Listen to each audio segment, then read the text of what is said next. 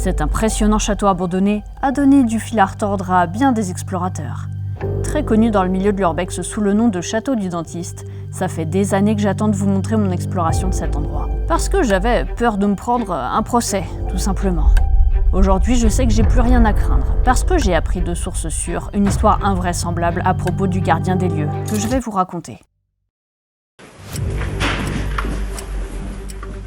Ça siffle loin. On va pas trop parler, parce que petit chutinaire, ça m'emmerde. Je plaisante. Hé Maxime. Maxime. Maxime. Ok. Bon, on se tait. Ah ouais, on dit plus rien. J'espère que vous appréciez ma douce voix, parce que je vais beaucoup parler en voix off pendant cette vidéo. Pour vous poser rapidement le contexte, avec Maxime, on était très méfiants pendant notre visite. Donc on parle assez peu et on évite autant que possible de stagner devant les fenêtres. Parce que j'étais déjà venu tenter cet urbex quelques années avant, et ça s'était mal passé.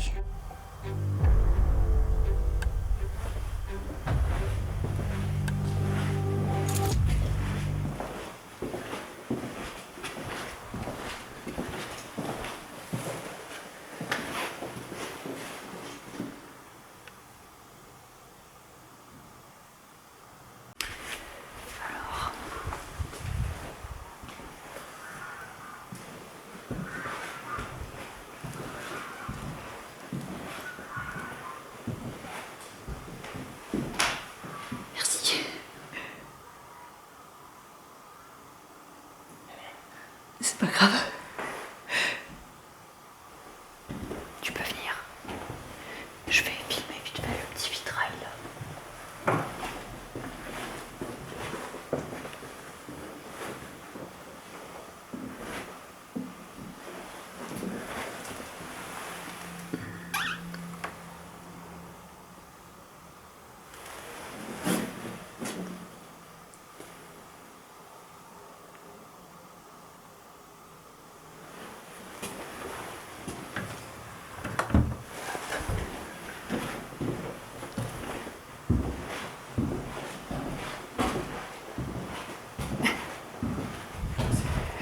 Quoi?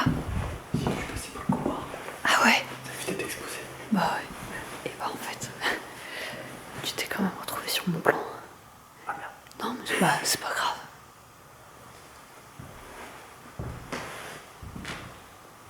Donc ça c'était l'ancien pan. Waouh, le sol il est chelou. Ah, quand tu marches dessus, tu sens que ça n'est pas droit. Non. Et en plus ça craque. Quoi? D'accord. J'arrive.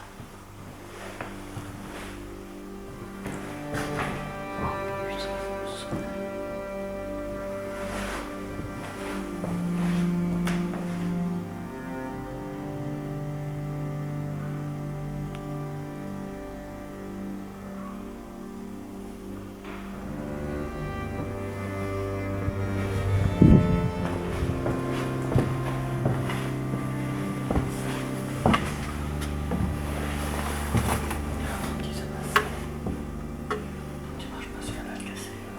D'accord.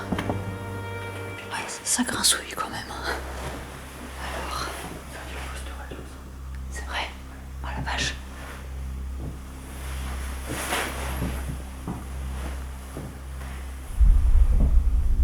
Oh, c'est stylé.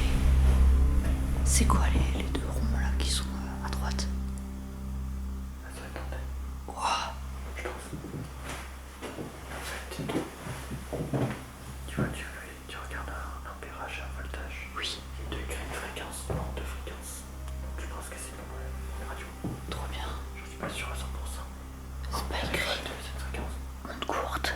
Poste producteur de courant. Très haute fréquence à Walter. Ingénieur construction. Onde courte. Ouais, je sais pas. Non, il n'y a rien dedans. Attends, regardez. Tu marches à l'arrière. Ok, on va aller voir plus loin. Ouais, un aquarium.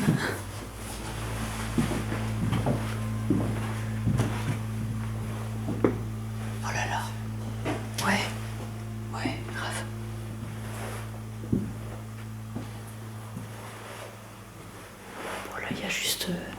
fenêtres sont très jolies, je trouve. Chaque fois avec les petits... Ouais. J'ai l'impression que toutes les vitres étaient comme ça. Oui.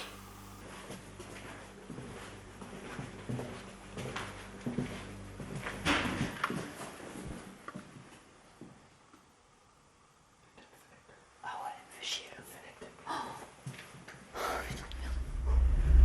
Le moindre bruit nous stresse énormément. Pourquoi ? Parce que la première fois que j'ai tenté cet urbex, je me suis fait interpeller par toute une famille de fermiers très en colère. C'était d'ailleurs un genre de guet-apens complètement improbable. Le fermier a envoyé son petit garçon se promener tout seul dans le sentier proche du château pour attirer notre attention. Bon, vous voyez un gamin seul dans un chemin de rando, vous faites quoi ? On s'est donc rapproché du gosse pour éventuellement lui venir en aide. C'est alors que, surgissant des buissons à côté du château, un fermier commence à nous poser des questions. Oui, qu'est-ce que vous faites là? Vous êtes pas chez vous ici? Vous alliez rentrer dans le château? Et là, sa femme arrive par derrière en nous bloquant avec sa voiture. Je commence à m'embrouiller avec la meuf pendant que mon pote se bouscule avec le paysan.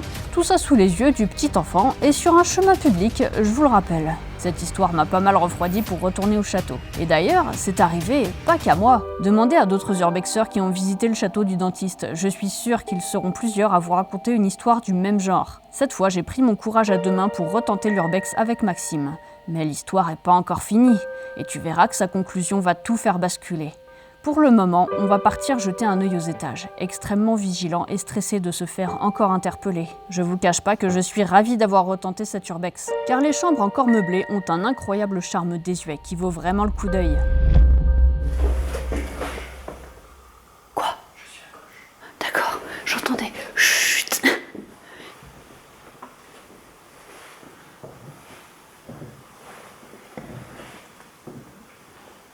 Putain.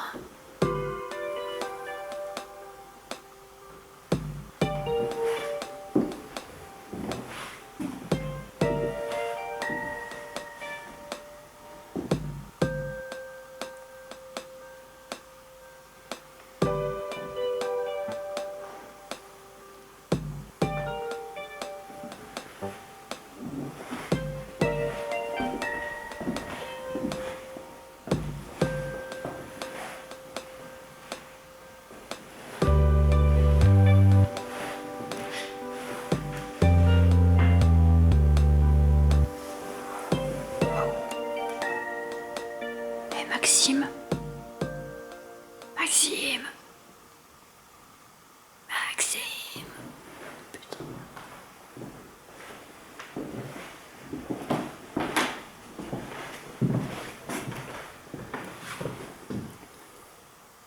Maxime. Ah, t'as vu les chambres? D'accord, j'arrive.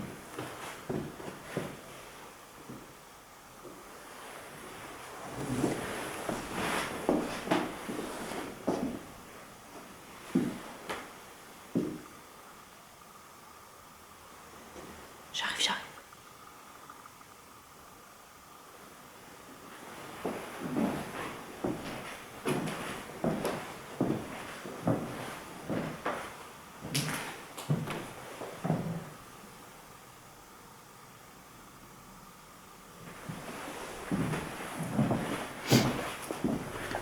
T'es là?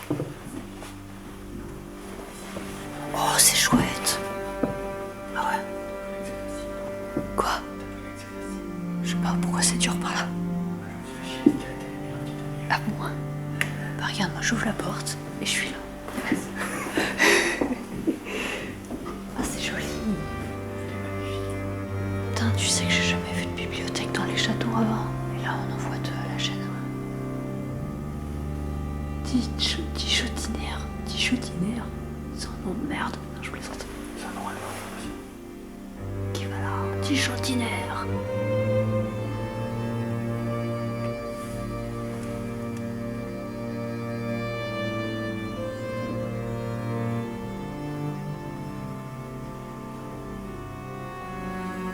Elle est très jolie cette pièce.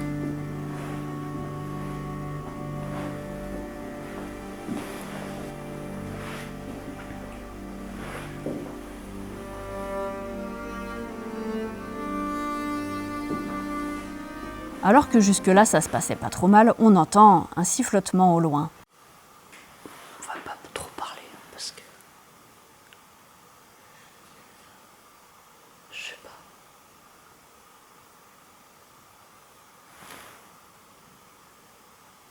siffle au loin.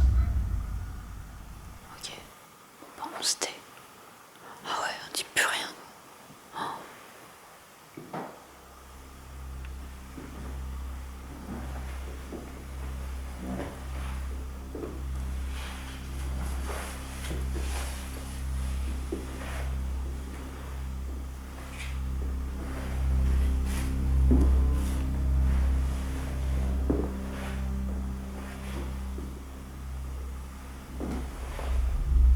On avait déjà noté la présence de poules dans le voisinage. Vous avez pu constater que quelques portes claquaient un peu partout dans le château abandonné, et autres bruits qui nous rendent moyennement sereins.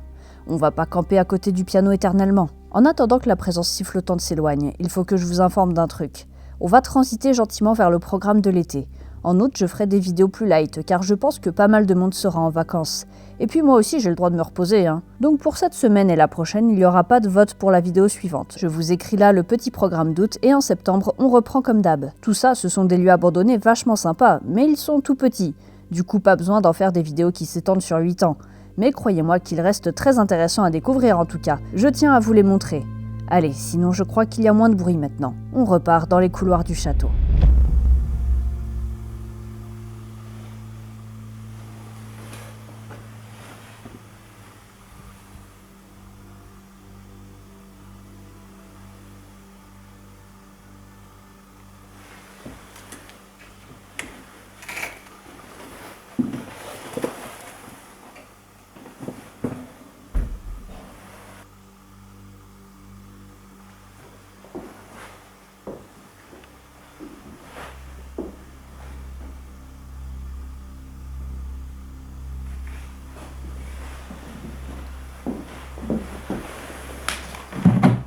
C'est moi.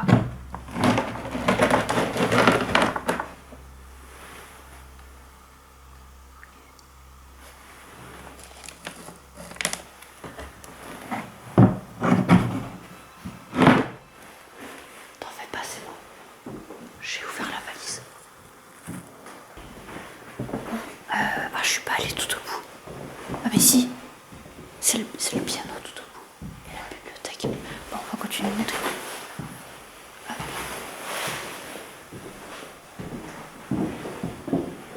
Ça a l'air quand même bien solide hein, dans son ensemble. Même des fois le parquet il a l'air un peu inquiétant, mais après ça va. Ah c'est le grenier.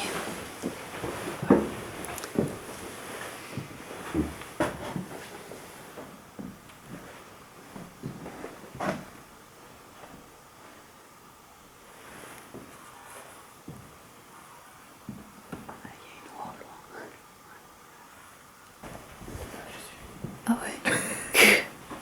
Qu'est-ce qu'il fout là, Jésus? Mais il est puni apparemment. Ouais.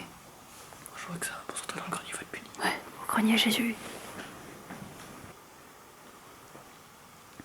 Il va y avoir un billard. Où ça? Ah, ce truc-là. Le carré, si tu peux le prendre, ça serait carré. Ah oui? Ah oui. Bah attends, peut-être qu'il est là. Parce que j'ai aperçu des meubles ici.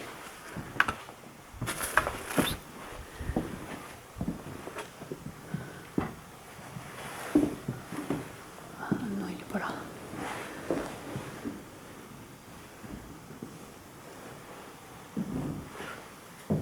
Ceci dit, c'est mignon ça. C'est charmant. Ah, il y avait un truc de ping-pong aussi.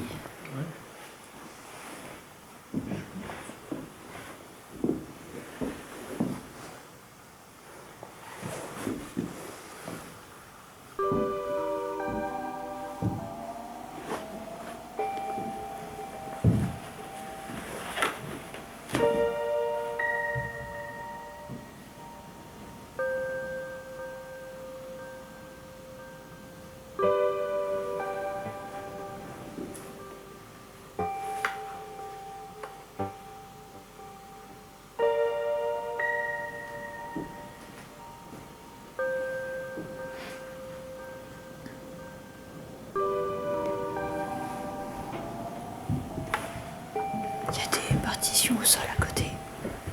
C'est un carnet qui notait toutes les dépenses. Ah ouais. Et tu vois la page où c'est justement 1952. Waouh. T'as une écriture juste dedans. Ouais.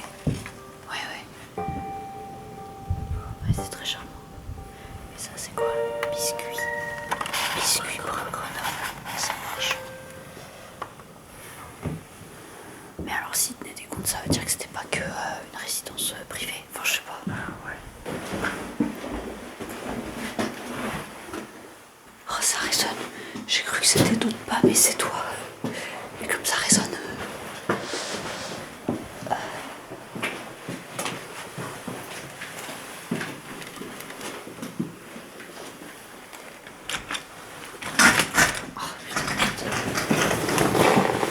Bonjour, discrétion.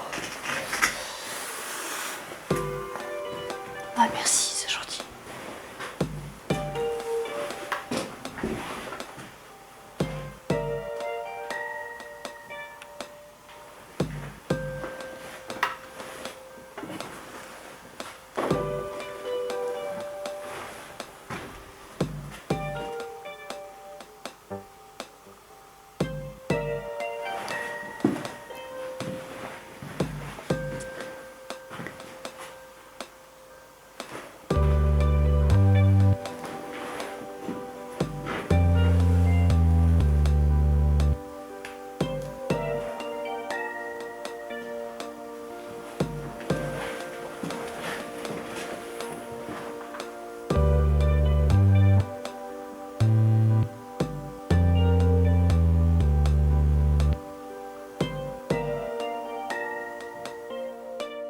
Le grenier est pas ouf, à l'exception de Jésus et d'un petit bureau plein de vieux papiers et partitions de piano.